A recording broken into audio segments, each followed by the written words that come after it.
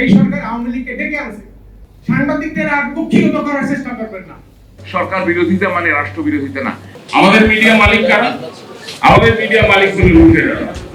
আমাদের মিডিয়া মালিক হলো যারা সরকারকে তোয়াজ করে চলে তারা।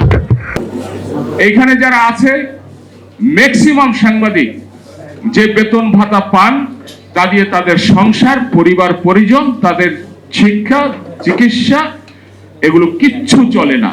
আমাদের প্রথম কর্তব্য হচ্ছে এই সাংবাদিকদের যে মৌলিক অধিকার আছে সেই অধিকারগুলো পূরণ করার যে চাহিদাটুক সেটুক ব্যবস্থা করা।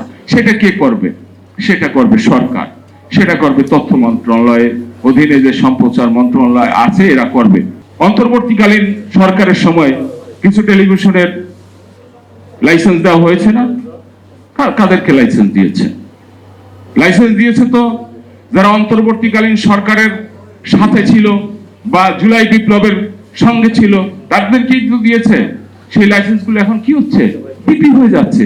খোঁজ নেন আপনারা, আওয়ামী লীগের লোকজন কোটি কোটি টাকা দিয়ে সেই লাইসেন্সগুলো কিনে নিয়ে যাচ্ছে। সাংবাদিকরা ভালো থাকলে গণতন্ত্র থাকবে, সাংবাদিকরা ভালো থাকলে দেশ ভালো থাকবে, সাংবাদিকরা ভালো থাকলে দুর্নীতি থাকবে না।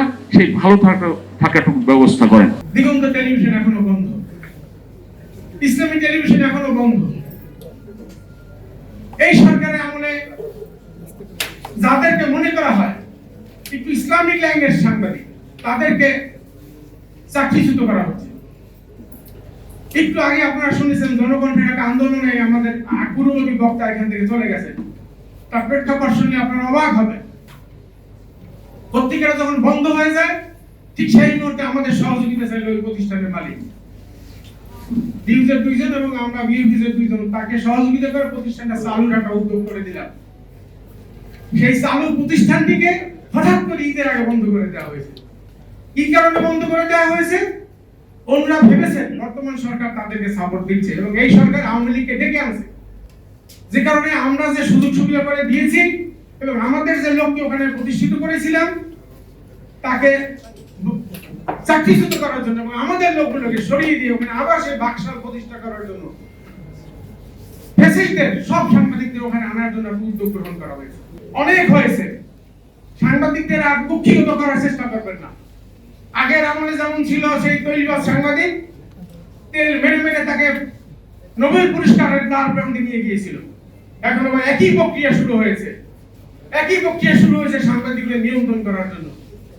বলা হচ্ছে ডাটাবেস করা হবে, কয়জন সাংবাদিক থাকবে তা আমরা নিয়ন্ত্রণ করবো। আমরা নিজেরা দেখবো কোথায় কোথায় সাংবাদিক আছে। সাংবাদিকদের এভাবে নিয়ন্ত্রণ করা যায় না। মানে অনস দালাল অলওয়েজ দালাল। আমি ওই নেগেটিভ শব্দটা ব্যবহার করলাম না। একজন যখন ওই ব্যবসায় জড়িয়ে যায় ওই ব্যবসার চক্রে সে ঢুকে যায়। অর্থাৎ একজন মালিক পক্ষ কাউকে দিয়ে যদি অসৎ কাজ করায় সে চিন্তা করে যে আমি তো তার জন্য কিছু কামাই করছি, আমি কেন নেব না। যে সমস্ত পাকের মধ্যে থেকেও নিজেকে স্বাধীন রাখে। এই জন্য স্ট্রাকচারাল বিষয়টা খুব জরুরি। সংবাদ মাধ্যমের কাঠামোগত বিষয় নিয়ে ভাবা খুব জরুরি। সেটি যদি ভাবতে পারে, তার মধ্যে যদি স্বাধীনতার বীজ দেয়া যায়, সেই রকম কাঠামো যদি রাষ্ট্রীয় পর্যায়ে, আমি সরকার বলছি না, সরকার এবং রাষ্ট্র আলাদা, এটি আমাদের ভাবতে হবে। সরকার বিরোধিতা মানে রাষ্ট্র বিরোধিতা না।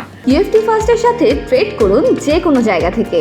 ক্যাম্পাসে ক্লাসের ফাঁকে, ঢাকার জ্যামে বসে কিংবা ঘরে বসে। ট্রেডিং এখন হাতের মুঠোয়। তাই ট্রেড করুন যখন খুশি, যেখানে খুশি।